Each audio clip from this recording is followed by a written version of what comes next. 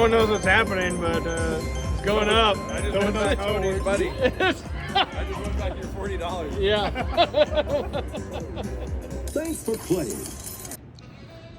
I don't even need to add music to this part.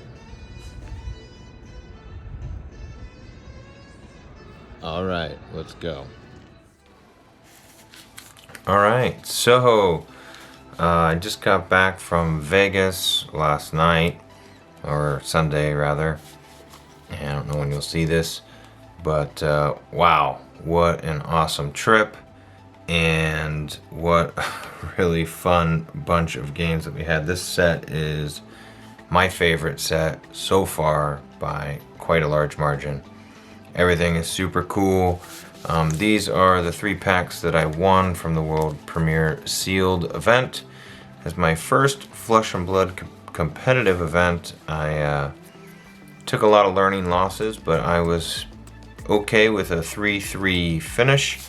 I started with one deck and that I went 0-3 with, and then I switched into the deck that I had originally built and switched at the last second and ended up winning my last 3 matches, which, you know, to be fair, I was playing against other players who had the same record as me, so that was also probably part of the equation there. But let's open these up. There's a lot of cool stuff in this set. And I got to meet a lot of cool people. Got to talk to Red Zone Rogue, DM Armada, FAB TCG cards. Met a lot of cool people. And whether I won or lost, everyone was really cool. So it was just really fun all around. Trade-in, Cold Snap, new ice action, where you can freeze stuff from the arsenal. Scar for Scar, nice reprint, also quite a good draft pick. Form, and our rares, we have an Ice Eternal. Icelander specialization, Ice Fusion, create X Frostbite tokens under target hero's control. Then, if Ice Eternal was fused, deal arcane damage to that hero equal to the number of Frostbites they control. This card is pretty good, so I mean, you'd have to pitch 2 blue and play this, and then you would give them 3 Frostbites. If they had Frostbites already, you know, if you had a blue pitch in your arsenal and had played that to give them an additional Frostbite, this could deal 4 damage.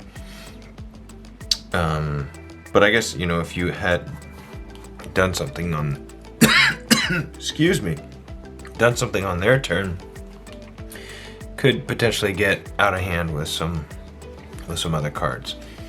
And Flex, when you attack or defend with Flex, you may pay 2 resources. If you do, it gains +2 attack. So I like the versatility of this. It's generic, it doesn't have go again, but there's a lot of ways that you can give it go again. So you have a 0 cost 4 attack or 2 cost 6 attack.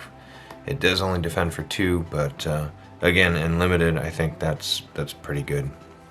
And our rare, our foil rather, is a Billowing Mirage. So these are pretty cool. The Draconic Illusionist, when you attack with Billowing Mirage, transform up to 1 ash you control into an Aether Ashwing.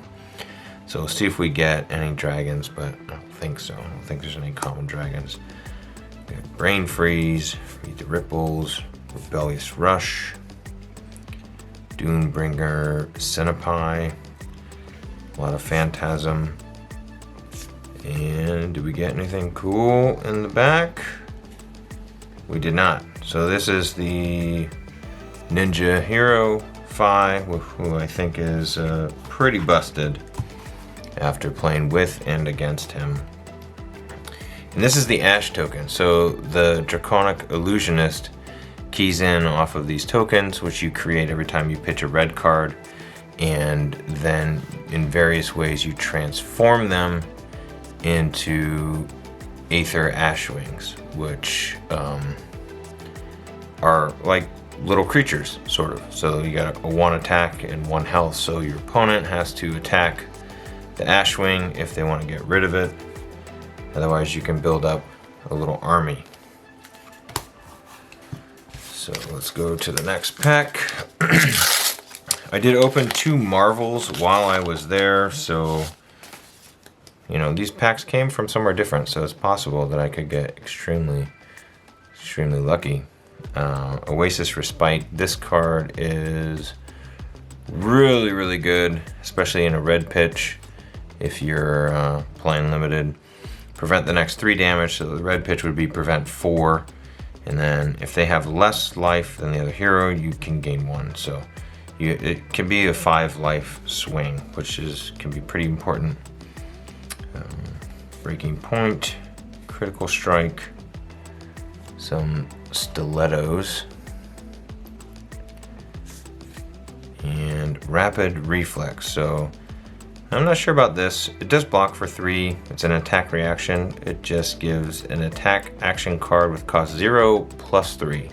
But it does cost 1, which I'm not really sure how good this card actually is. Thaw, a draconic action. So this could go in the Illusionist or Ninja or the Wizard, I believe. They're all draconic? No, the Wizard is an elemental. Okay. So this says, while Thaw is in your graveyard, at the start of your turn, you may banish it and choose 1. Destroy Frostbite, destroy target Ice Affliction, or unfreeze a card. And you'll note it has a 6 attack, so it can block Phantasm pretty effectively, which is cool. Flameborn Retribution, a common.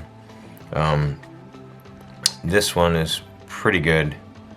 When you defend with it, if you've been dealt damage this turn, you can return a Phoenix Flame from your graveyard to your hand. So you can block, you know, take the first attack, you know, from a Kodachi or something or whatever, and block a later attack and get a card back from your graveyard, so you're not down too much when you go to your turn.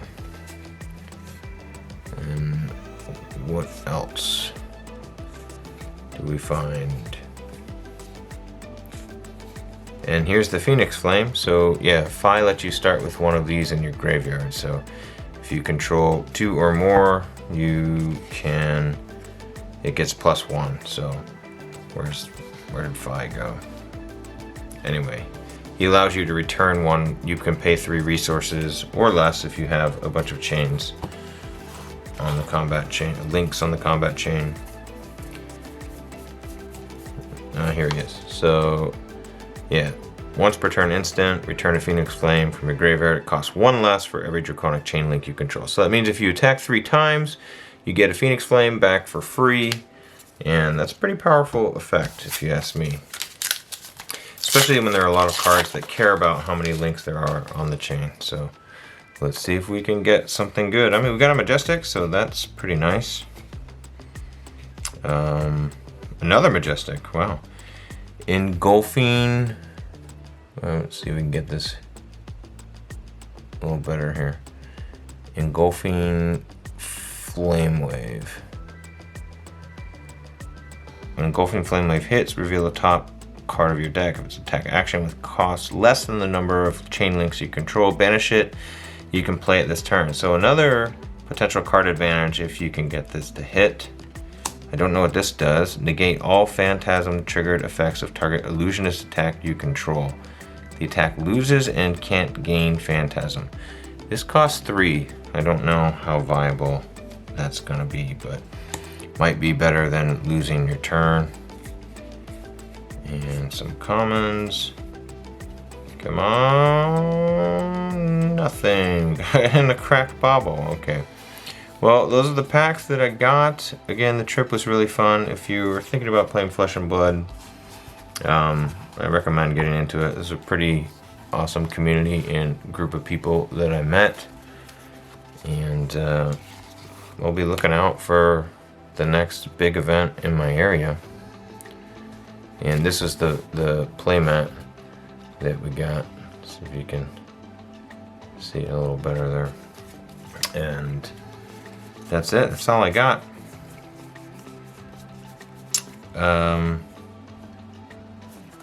Oh, that's right. Yeah, so then the main event, my team, it was a team event, so we played It was 7 rounds. We finished 4 and 3 at the end of the day. The cut for day 2 was 5 and 2, so we didn't make it. So I did play a rebound tournament, sort of like a PTQ, Pro Tour qualifier, where they were giving out invites for the top players. And here's just a little visual aid to show you how that tournament went for me. These games are insane. What you see is what you get. Maybe if you spend $5 more. Yeah! 5 to get 1. Oh my god. But after that, I did a draft and another just side event of Constructed, and those went pretty good. So a lot of fun was had, and I learned a lot about, some of the mechanics that I had questions on, except for the Ash token. So if anybody that's watching this plays Flesh and Blood, tell me why you put the dragons on top of the Ash. What is the purpose of that? Why does the Ash need to be a sub-layer of the dragon? There is no judge or player that could answer the question to my satisfaction, other than that's the way it is. So, if anyone knows, I'm curious. All right, now I'm really going. See ya.